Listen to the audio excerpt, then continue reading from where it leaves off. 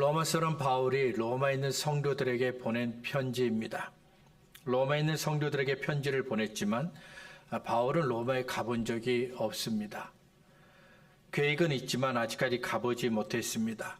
로마에 있는 성도들과 만난 적도 없습니다. 그런데도 바울은 로마에 있는 성도들에게 편지를 썼습니다. 로마에 있는 성도들을 위해 기도했습니다.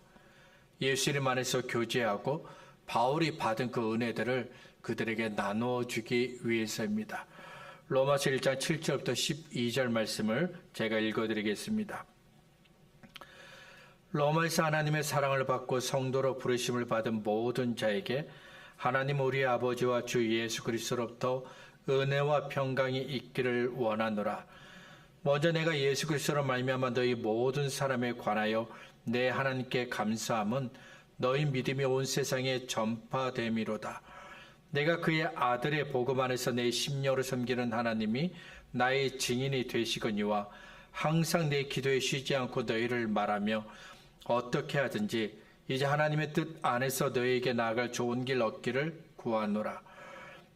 내가 너희 보기를 간절히 원하는 것은 어떤 신령한 은사를 너희에게 나누어 주어 너희를 견고하게 하려 함이니 이는 곧 내가 너희 가운데서 너희와 나의 믿음으로 말미암아 피차 아니함을 얻으려 함이라. 아멘. 로마서에서 바울은 믿음으로 말미암는 구원을 말합니다. 세상을 창조하신 하나님께서 세우신 질서를 거부하는 그 죄인들을 향한 하나님의 심판을 말씀합니다.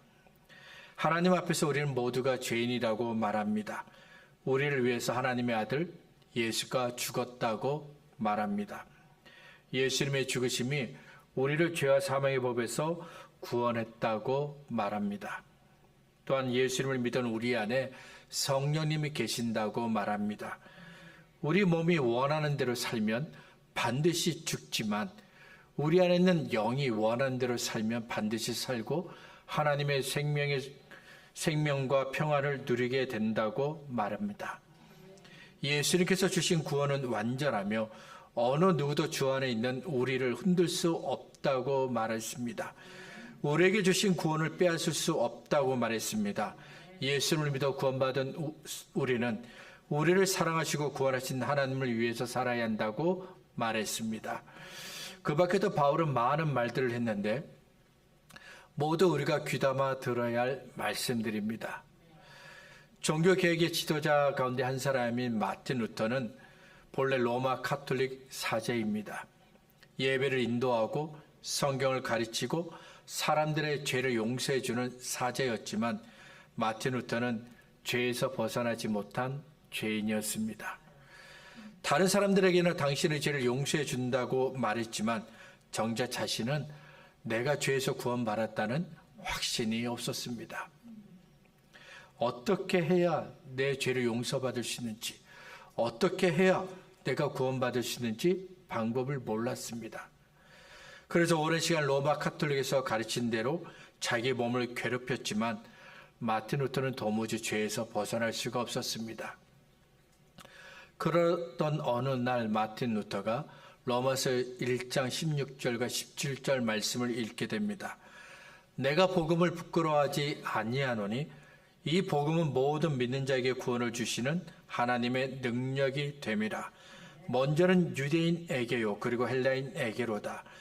복음에는 하나님의 의가 나타나서 믿음으로 믿음에 이르게 하나니 기록된 바 오직 의인은 믿음으로 말미암아 살리라 함과 같으니라. 이 말씀을 읽은 후 마틴 루터는 오직 의인은 믿음으로 말미암아 살리라 말씀하신 대로 예수를 믿어 죄사함을 받게 됩니다. 죄에서 벗어나 자유를 얻게 됩니다. 시간이 흘러 요한 웨슬리도 로마서 1장 16절과 17절을 읽었습니다. 그리고 예수님을 만났습니다. 요한 웨슬리는 어렸을 때부터 어머니의 손을 잡고 교회 다녔습니다. 대학에 가서는 자신을 하나님 앞에 거룩하게 드리길 원했고 대학을 졸업한 후에는 선교사가 되어 우리가 살고 있는 이곳 조지아까지 와서 복음을 전했습니다. 하지만 요한 웨슬리는 예수님을 만나지 못한 죄인이었습니다. 깊은 밤 예수님께 조용히 왔던 니고데모처럼 요한 웨슬리도 거듭나지 않은 죄인이었습니다. 그러던 어느 날 요한 웨슬리가 로마서 1장 16절과 17절을 읽게 됩니다. 그리고 예수를 믿어 거듭난 성도가 되었습니다. 이후 요한 웨슬리는 많은 사람들에게 복음을 전하는 전도자가 됩니다. 마틴 루터와 요한 웨슬리가 로마서에 있는 말씀을 통해 예수님을 만났던 것처럼 많은 사람들이 로마서를 통해 예수님을 만났습니다. 죄의 문제를 해결했고요. 왜 예수님이 나를 대신해서 죽으셨는지 그 이유를 알게 됩니다. 예수님께서 주신 구원이 얼마나 소중한지를 깨닫게 됩니다. 내가 하나님의 자녀가 되었고 성령님께서 내 안에 계신 것을 알게 되었습니다. 그리고 예수님을 믿어 구원받은 하나님의 자녀, 예수님의 제자로 살게 되었습니다. 로마에 있는 교회에게, 그 성도들에게 주는 바울의 말이 끝나가고 있습니다. 로마서 16장에서 마지막 인사를 하기 전에 바울은 앞으로 로마를 방문하겠다는 계획을 말합니다. 로마서 1장 10절에서 하나님의 뜻 안에서 로마에 가고 싶다고 말한 대로 지금까지 바울은 몇 번이나 로마로 가려고 했습니다. 로마에 있는 성도들과 교제하기를 원했습니다. 하지만 여러 가지 이유로 갈 수가 없었습니다. 로마에 보낸 편지를 쓰는 지금도 바울은 예루살렘으로 가야 합니다. 지금은 바울이 로마로 갈 수 없지만 언젠가는 로마로 갈 겁니다. 복음서를 마무리하기 전 바울은 로마에 있는 성도들에게 나와 함께 기도해 줄 것을 요청했습니다. 30절입니다. 형제들아, 내가 우리 주 예수 그리스도와 성령의 사랑으로 말미암아 너희를 권하노니 너희 기도에 나와 힘을 같이하여 나를 위하여 하나님께 빌어. 사도행전 16장을 보면 바울이 성령님의 인도하심을 받아 소아시아를 떠나 마게도니아로 가고 그리고 빌립보에 도착하게 됩니다. 며칠 후 안식일이 되어 바울은 기도할 수 있는 곳을 찾았습니다. 유대인들이 있는 곳에는 회당이 있습니다. 그런데 빌립보에는 회당이 없습니다. 그러면 빌립보에는 유대인이 없었을까요? 그래서 회당이 없는 걸까요? 그렇지는 않습니다. 유대인은 있습니다. 다만 회당이 있을 정도로 유대인들이 많은 건 아닙니다. 유대인의 그 법에 따르면 유대인들이 모일 수 있는 회당을 만들려면 최소한 남자 10명이 있어야 돼요. 빌립보에는 유대인이 있습니다. 다만 회당을 만들 수 있는 남자 10명이 없다는 겁니다. 이런 경우 유대인들은 강이나 바다 근처에 기도하는 장소를 만들었다고 합니다. 그래서 바울도 기도하는 곳, 유대인들이 모여 기도하는 곳을 찾았던 겁니다. 바울이 빌립보에서 제일 먼저 한 일이 기도하는 일이었습니다. 복음을 전하기 위해서 빌립보에 갔습니다. 하지만 바울은 빌립보에서 먼저 사람들을 만난 것이 아닙니다. 기도하는 곳을 먼저 찾았습니다. 기도하는 곳을 찾다가 루디아를 만나고 복음을 전했습니다. 그리고 귀신 들린 여자 노예를 고쳐주었고 이로 인해 감옥에 갇히게 됩니다. 귀신에게 사로잡힌 사람을 구한 것은 정말 잘한 일이죠. 하지만 여자 노예 주인들에게는 잘못된 일입니다. 그동안 귀신에게 잡힌 여자 노예 때문에 주인이 많은 돈을 벌었습니다. 이제는 돈을 벌 수가 없게 되었습니다. 그래서 고발을 해서 바울이 감옥에 갇히게 되었습니다. 억울한 일을 당한 겁니다. 그런데 감옥 안에서도 바울은 기도합니다. 사도행전 16장 25절입니다. 한밤중에 바울과 실라가 기도하고 하나님을 찬송하며 죄수들이 듣더라. 바울은 기도를 중요하게 생각했습니다. 그래서 어디를 가든지 감옥에서도 기도했습니다. 항상 기도했습니다.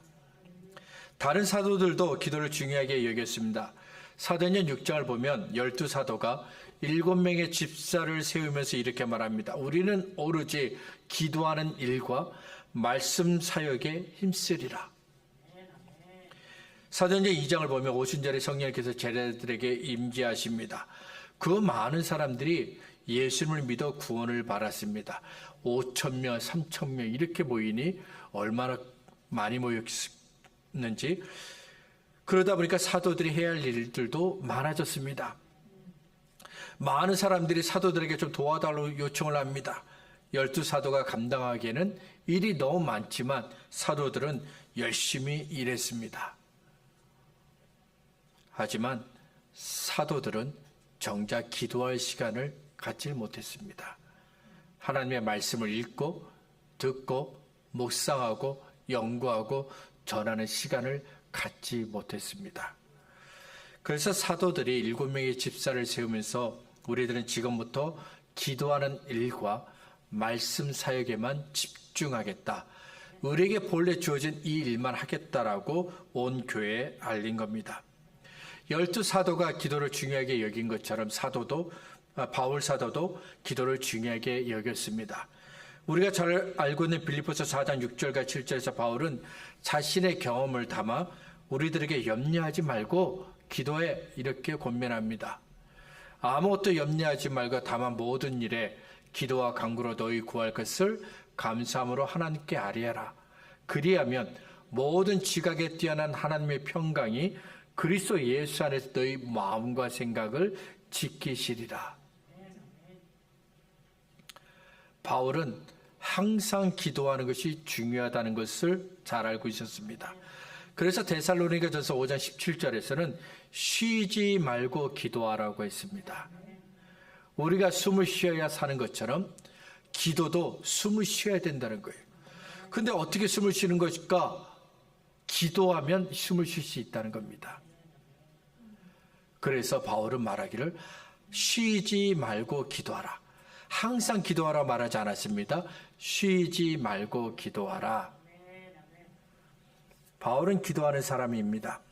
그런데도 로마에 있는 성도들에게 나와 함께 기도하자고 요청합니다.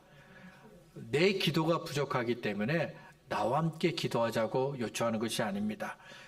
기도하는 내 힘이 부족하니까 좀 나를 도와달라며 기도를 요청한 것이 아닙니다. 바울이 기도를 요청할 때 나와 힘을 같이 하여 라고 말합니다. 나와 힘을 같이 하여, 이 말은 내 싸움에 동참해 달라, 나와 함께 싸워 달라는 의미입니다. 십자가를 앞두고 예수님께서 겟세마네 동산에서 땀이 피같이 흘릴 정도로 기도하신 것처럼 앞으로 바울은 생명을 걸어야 할 만큼 위험하고 중요한 일들을 해야 합니다. 그 일들을 혼자는 할 수가 없습니다. 그래서 11명의 축구 선수들이 승리하기 위해서, 게임에서 이기기 위해서 힘을 합치는 것처럼 바울도 로마에 있는 성도들에게 나와 같은 마음으로 기도해달라고 요청한 겁니다. 내 기도에 너희의 힘을 좀 보태달라고 요청하는 겁니다. 로마에 있는 성도들에게, 그것도 만나본 적도 없는 성도들에게 기도 부탁을 하는 바울을 보면서 이런 생각을 해보았습니다. 기도 부탁을 할 수 있는 사람이 내 곁에 있다는 것은 복이다. 혼자 기도하기에는 너무 무겁고 감당하기 힘든 일들을 만날 때가 있습니다. 이때 이 사람이라면 나를 위해 기도해 주겠구나. 이 사람이라면 나와 같은 마음으로 기도해 주겠구나. 이런 생각을 하며 떠오르는 사람이 있다면 감사하시길 바랍니다. 주님께서 그분을 내 곁에 있게 하신 것이기 때문입니다. 그리고 누군가가 나에게 나를 위해 기도해 달라고 부탁을 했다면 그래도 감사하시길 바랍니다. 하나님께서 나를 기도하는 사람으로 여기신 겁니다. 그래서 누군가에게 나를 생각하게 하시고 내게 기도를 부탁하게 하신 겁니다. 바울은 로마에 있는 성도들을 만나본 적이 없습니다. 그렇지만 지금까지 바울은 로마에 있는 성도들을 위해 기도했습니다. 기도를 통해 로마에 있는 성도들을 먼저 만난 겁니다. 로마서 1장 9절입니다. 내가 그의 아들의 복음 안에서 내 심려로 섬기는 하나님이 나의 증인이 되시거니와 항상 내 기도에 쉬지 않고 너희를 말하며. 지금까지 바울은 로마에 있는 성도들을 위해 기도했습니다. 그랬던 바울이 지금은 로마에 있는 성도들에게 나와 함께 기도하자고 요청합니다. 지금까지 바울이 기도를 통해 로마에 있는 성도들을 만났던 것처럼 로마에 있는 성도들도 기도를 통해 바울을 만나달라는 겁니다. 나를 좀 만나달라는 겁니다. 나와 같은 마음으로 기도해 달라는 겁니다. 바울이 기도를 부탁한 그 내용이 31절과 32절에 있습니다. 나로 유대에서 순종하지 아니하는 자들로부터 건짐을 받게 하고 또 예루살렘에 대하여 내가 섬기는 일을 성도들이 받을만 하게 하고 나로 하나님의 뜻을 따라 기쁨으로 너에게 나아가 너희와 함께 편히 쉬게 하라.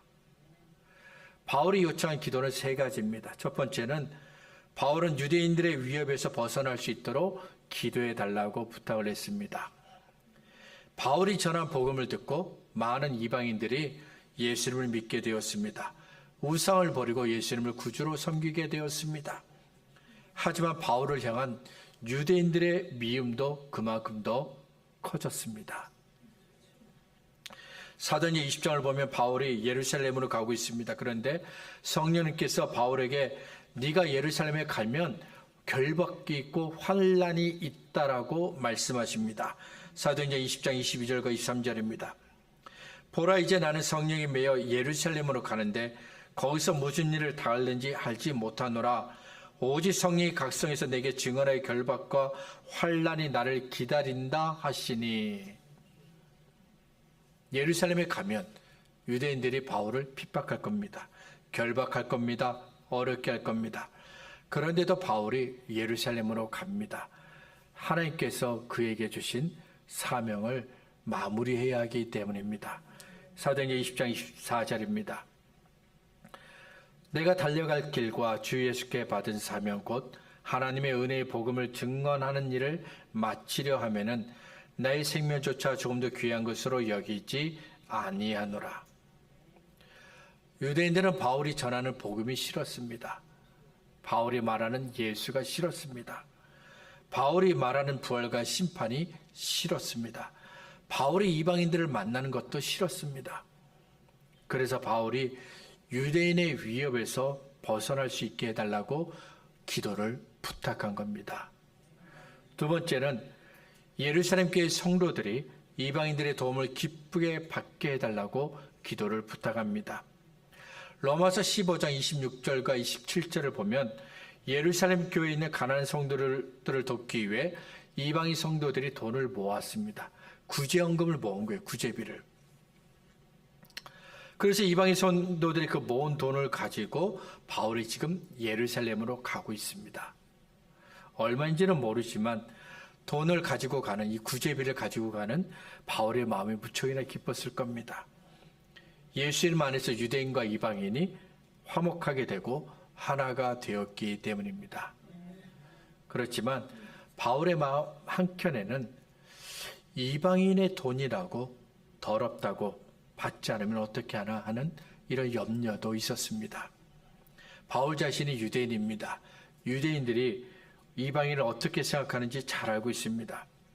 유대인에게는 나는 하나님의 택함을 받았다는 자부심이 있습니다. 그래서 이방인의 도움을 받는 것이 불편합니다. 거룩하지 않고 더러운 이방인의 돈을 받을 수는 없습니다. 이런 이유로 바울이 이방인 성도들이 모은 돈을 예루살렘 교회 성도들이 기쁘게 받기를 기도로 부탁을 하는 겁니다. 마지막으로 세 번째로 바울은 모든 일을 잘 맞추는 기쁜 마음으로 로마에 있는 성도들을 만날 수 있도록 기도해달라고 부탁을 합니다. 지금까지 바울은 여러 번 로마에 가고 싶었지만 가지 못했습니다. 지금도 예루살렘에 가야 하기 때문에 로마로 가지 못합니다. 로마서 15장 22절부터 25절입니다. 그러므로 또한 내가 너에게 가려 하던 것이 여러 번 막혔더니 이제는 이 지방에 일할 곳이 없고 또 여러 해 전부터 언제든지 서바나로 갈 때에 너희에게 가기를 바라고 있었으니 이는 지나가는 길에 너희를 보고 먼저 너희와 사귐으로 얼마간 기쁨을 가진 후에 너희가 그리로 보내주기를 바람이라. 그러나 이제는 내가 성도를 섬기는 일로 예루살렘에 가노니. 어떤 사람들은 바울이 마음만 먹으면 얼마든지 로마로 갈 수 있다고 말합니다. 그러니까 갈 수 없다고 말하는 것은 핑계라는 것이죠. 그러나 바울은 자기가 원한다고 해서 로마로 갈 수 있는 건 아니라고 생각했습니다. 지금 예루살렘으로 가야 하는 것처럼 내가 원한다고 해서 로마로 갈 수 있다고 생각하지 않았습니다. 왜냐하면 성령님께서 바울의 발걸음을 로마로 인도하셔야 갈 수 있기 때문입니다. 사도행전 16장을 보면 바울은 처음 복음을 전했던 소아시아에 있는 여러 교회들로 가고 싶었습니다. 이런 바울의 계획을 성령님께서 막으셨습니다. 그리고 대신 마게도니아로 가게 하셨습니다. 빌립보에서 루디아를 만나게 하시고 교회를 세우게 하셨습니다. 그때 일을 바울은 지금도 기억하고 있습니다. 그래서 바울이 로마로 갈 수 있도록 하나님께 기도해 달라고 부탁하는 겁니다. 우리의 발걸음은 내가 정하는 것이 아닙니다. 하나님께서 정하시는 것입니다. 하나님께서 인도하시는 겁니다. 성령께서 우리의 발걸음을 인도하셔야 비로소 우리는 우리의 원하는 곳으로 갈 수 있는 겁니다. 바울은 로마인 성도들에게 자신이 받은 하나님의 은혜를 나누어주고 싶었습니다. 그래서 로마서 15장을 마무리하면서 마지막 33절에서 이렇게 적었습니다. 평강의 하나님께서 너희 모든 사람과 함께 계실지어다. 아멘. 지금 갈 수 없지만 로마에 있는 성도들을 향한 바울의 마음이 이렇습니다. 그들에게 짐을 주는 것이 아니라 그냥 그들을 내 사람을 만들려는 것이 아니라 그들에게 하나님의 은혜를, 하나님의 평강을 나눠주기를 원하는 것, 이것이 바로 바울의 간절한 소망이라는 겁니다. 말씀을 정리하겠습니다. 로마에 있는 성도들에게 기도를 부탁했던 것처럼 바울은 자주 교회와 성도들에게 자신을 위해 기도해달라고 부탁을 했습니다. 에베소서 6장 18절과 19절입니다. 모든 기도와 간구를 하되 항상 성령 안에서 기도하고 이를 위하여 깨어 교하기를 항상 힘쓰며 여러 성도를 위하여 구하라. 또 나를 위하여 구할 것은 내게 말씀을 주사 나로 입을 열어 복음의 비밀을 담대히 알리게 하옵소서 할 것이니. 교회 안에는 다양한 사람들이 있습니다. 우리 교회만 해도요, 남자와 여자가 있고요, 나이가 많으신 분이 있고 나이가 어린 사람이 있어요. 오랫동안 교회 다닌 분이 있고요, 교회 다닌 지 얼마 안 된 분도 있어요. 그리고 이 지역에 오래 사신 분도 있고 이 지역에 산 지 얼마 안 된 사람도 있습니다. 저 같은 사람이죠. 예수를 믿어 구원을 받았다는 것과 같은 교회 다닌다는 것, 이 공통점 외에는 우리에게는 같은 점이 하나도 없습니다. 지금까지 살아온 시간이 다릅니다. 경험이 다릅니다.